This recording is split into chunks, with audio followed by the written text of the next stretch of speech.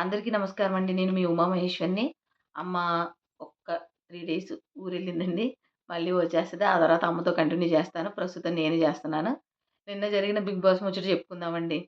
నిన్న ఏం జరిగింది అంటే, ఫస్ట్ 'జై బాలయ్య' సాంగ్‌తో 'గుడ్ మార్నింగ్' సాంగ్ స్టార్ట్ అయిపోయింది కదండీ! ఆ సాంగ్‌తో డాన్స్ చేశారు బానే ఉంది. అదయిపోయిన తర్వాత సెవెంత్ వీక్ కెప్టెన్ ఉన్నారు కదా! సెవెంత్ వీక్ కెప్టెన్ మన ఇమాన్యుయల్ ఫోటో స్టిక్ చేశారనమాట. చేయలేదు, చేయలేదు అని అడిగాడు కదా! చేసేసారు. చేసేసిన తర్వాత హ్మ్.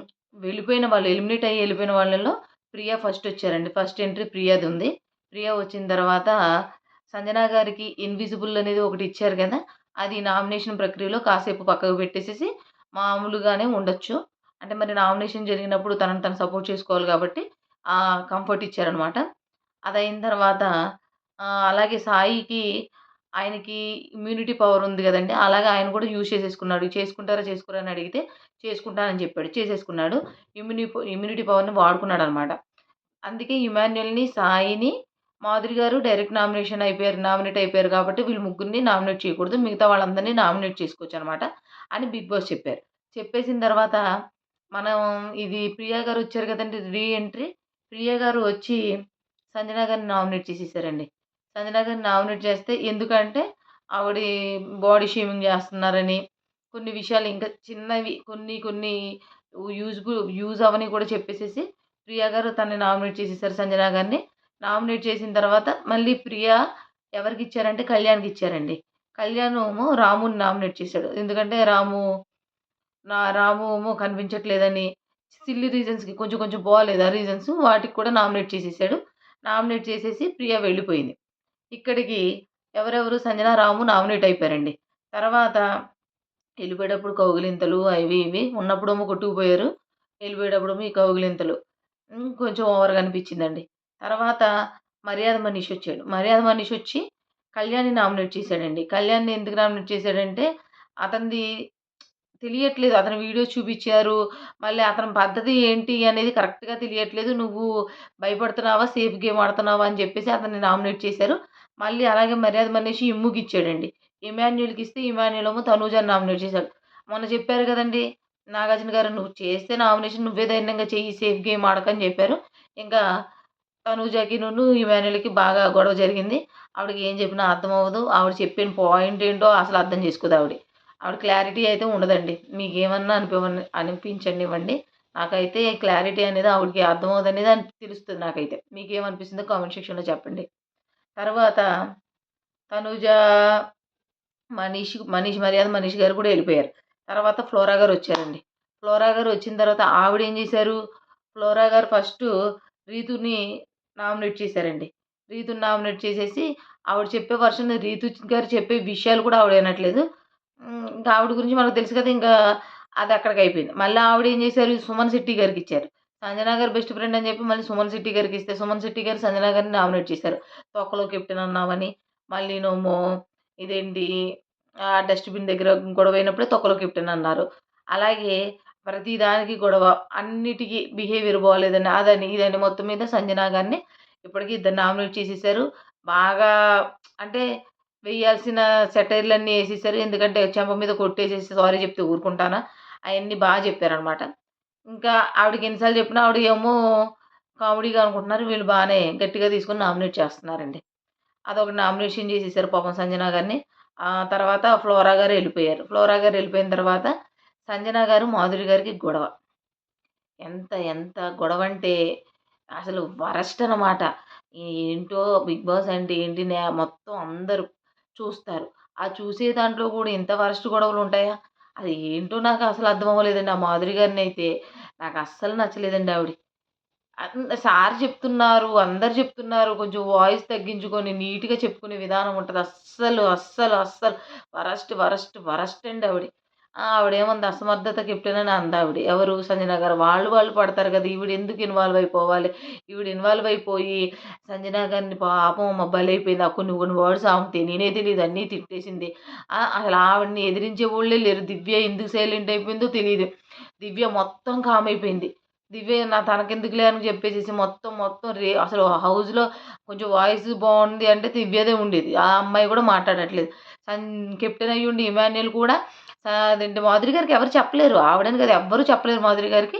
అలాగే ఏమి చెప్పకుండా పాపం సంజన గారికి చెప్పుకుంటూ ఎళ్ళాడు. ఆహ్, ఆవిడ తెలివితేటలు ఉపయోగించదు సంజన గారు. ఎందుకంటే నామినేషన్‌లో వాడుకోవచ్చు కదా! నువ్వు అసమర్థపు కెప్టెన్ పడుకున్నావు. పడుకున్నప్పుడు నువ్వు నిజం చెప్పలేదు, అబద్ధం చెప్పావని చెప్పుకోవచ్చు కదా! చెప్పలేదు. హ్మ్.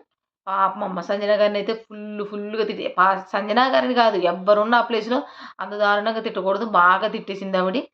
అది గూడా అస్సలు బాలేదండి. నాకైతే మాధురి గారు ఉంటే అస్సలు నచ్చలేదండి. ఏమన్నా అనుకోండి. అదయిపోయిన తర్వాత రీతుకి, పవన్‌కి గొడవ. ఎందుకంటే ఫ్లోరా గారొచ్చి డెమోన్‌కి ఇవ్వలేదు నువ్వు డబ్బులు.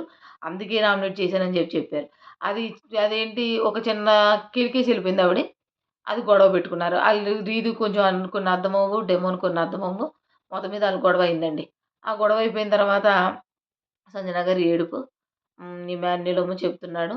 చెప్పినా గూడా ఏముంది పాపం ఆవిడ బలైపోయింది. తర్వాత శ్రీజ వచ్చిందండి. శ్రీజ వచ్చిన తర్వాత చెప్తుందావిడ. అసలు నామినేషన్ చేయకుండా మాధురి గారిని తిడుతుందండి. మామూలుగా తిట్టలేదు.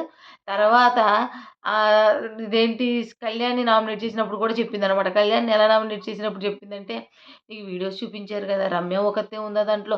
మాధురి గారు లేరా? రమ్యని ఎందుకు చెప్పావు? మాధురి గారిని ఎందుకు చెప్పలేదు? తనూజకి కూడా" ఎన్ని చెప్పినా వాళ్ళకి అర్థం అవ్వట్లేదండి.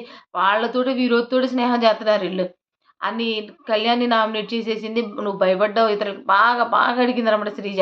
అసలు మామూలుగా అడగలేదు. చాలా బాగా అడిగింది. ఈవిడి మూతి విరుపులు ఇయన్నీ బాబోయ్! దారుణంగా ఉన్నాయన్నమాట మాధురి గారియి. కానీ కొంచెం తగ్గింది. ఎందుకంటే ఆవిడ దగ్గర తప్పుంది. అందుకు కొంచెం తగ్గిందనమాట. అది మాత్రం శ్రీజ చాలా ఎక్సలెంట్‌గా చేసింది అడగడంలో. అయితే శ్రీజ, కళ్యాణ్‌ని నామినేట్ చేసేసిన తర్వాత మళ్ళీ శ్రీజ ఏం చేసింది కొంప ముంచడానికి మాధురి గారికిచ్చింది. మాధురి గారు ఏం చేశారు? రీతూని నామినేట్ చేశారు. రీతూని తిట్టారండి. ఎంత వరస్ట్‌గా తిట్టారంటే, వాళ్ళ రిలేషన్స్ అంటే హెల్తీ రిలేషన్స్ అంట. ఈ అమ్మాయి హెల్తీ రిలేషన్స్ కాదంట. ఆ మాటలంటే ఈవిడ వినలేకపోతుందంట. ఈవిడ ఎలాంటి ఆవిడ ఆ మాటలు వినలేకపోతుందంటే, ఈవిడే వినలేకపోతుందంటే ఇంక మరి పరిస్థితులు ఎలా ఉంటాయి చూడండి. అసలు ఈవిడ ఎందుకు వినలేకపోతుందో అర్థం అవ్వట్లేదు నాకు. ఈవిడ అసలు మనం చెప్పుకోకూడదు. అది ఆ బిగ్ బాస్‌లోకి ఆవిడని ఎందుకు తెచ్చారో నాకు తెలియట్లేదు.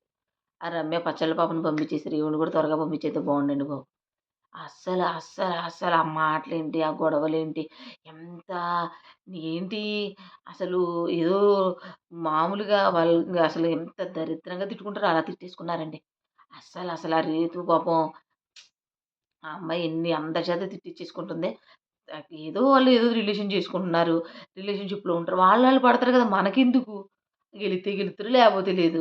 ఆళ్ళకి లేని బాధ ఈవిడకెందుకు? ఈవిడ మాట్లాడిన మాటలకైతే నాకైతే చిరాకొచ్చేసిందండి. విపరీతమైన చిరాకొచ్చేసింది. అది అస్సలు బాలేదండి. ఎన్ని సార్లు చెప్పినా ఆవిడకి అర్థమవ్వదు. నాకైతే చాలా చిరాకుగా అనిపించింది. అస్సలు నచ్చలేదు. అస్సలు నచ్చలేదు. తర్వాత మాధురి గారి గురించి ఇంకా డిస్కషన్ జరుగుతుంది. కొన్ని తిట్టుకున్నారు. ఇంక శ్రీజ వెళ్ళిపోయిందనమాట. తన టైం అయిపోయిందని చెప్పి బిగ్ బాస్ వెళ్ళిపోమన్నారు. ఇదండి నిన్నటి బిగ్ బాస్ ముచ్చట. అస్సలు మాధురి గారు మాత్రం తన ప్రవర్తనని మార్చుకోవట్లేదు. వాయిస్‌ని మార్చుకోవట్లేదు. నాకైతే మంచిగా అనిపించట్లేదు. మీకేమనిపిస్తుందో కామెంట్ సెక్షన్‌లో చెప్పండి. ఇది నిన్నటి బిగ్ బాస్ ముచ్చటండి. అలాగే మా దగ్గర తుఫాను చాలా అంటే కోనసీమలోనే ఫుల్ ఎఫెక్ట్ ఉందండి. మొంతా తుఫాను.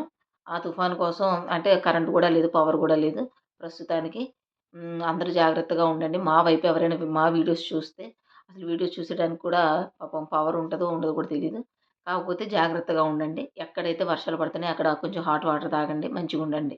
ఎందుకంటే ఇంట్లో నుంచి మాత్రం దయచేసి బయటికి రాకండి. మా వైపు కొబ్బరి చెట్లన్నీ ఎక్కువుంటాయండి. అవి పడిపోతున్నాయి. అందుకే దయచేసి ఎవ్వరు ఇంట్లో నుంచి బయటికి రాకండి. అత్యవసరమైతే తప్ప. ప్లీజ్. ఉంటానండి. మీ ఉమామహేశ్వరి.